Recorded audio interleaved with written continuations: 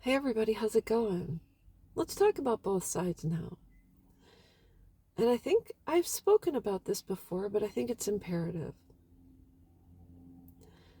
I wish when it came to estrangement that when our sons and daughters met someone new and they start a relationship, get engaged, married, have children, etc.,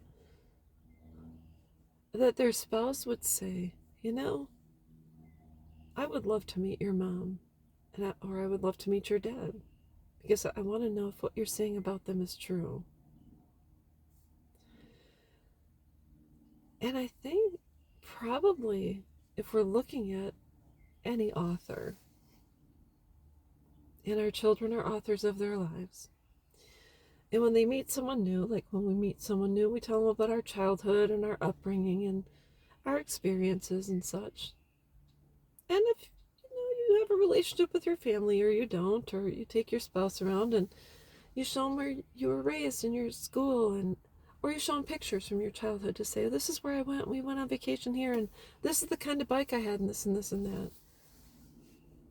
But I think it's really important that you meet the people that created your spouse. Even if you don't end up continuing a relationship with them. And I'll just point blank give you an example. My husband and I, our fathers were very similar growing up, but my father was my best friend. My husband's father was not.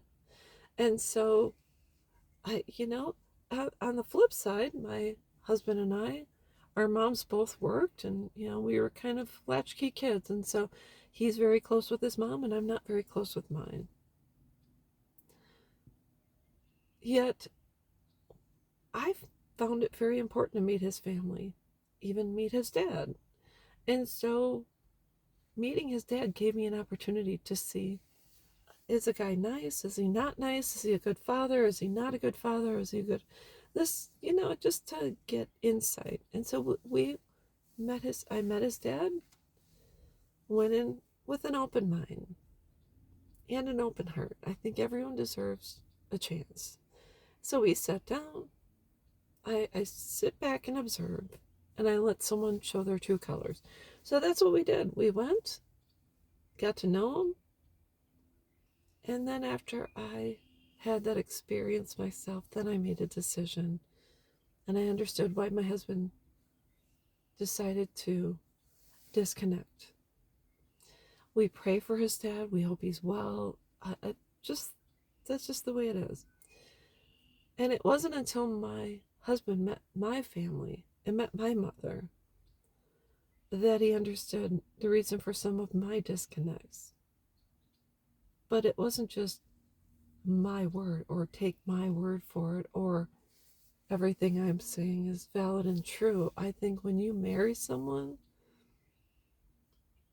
you should want to know where they came from.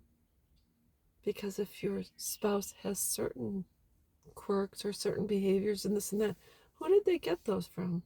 Where did their looks come from? Do they look more like their mom or their dad? And, I mean, just that's for me, I think, most important, because even if I don't have a relationship with my mom does have friends, and she has family, and she has people in her life that think she's the greatest thing since sliced bread. My mom has had childhood friends since grade school that she still hangs out with.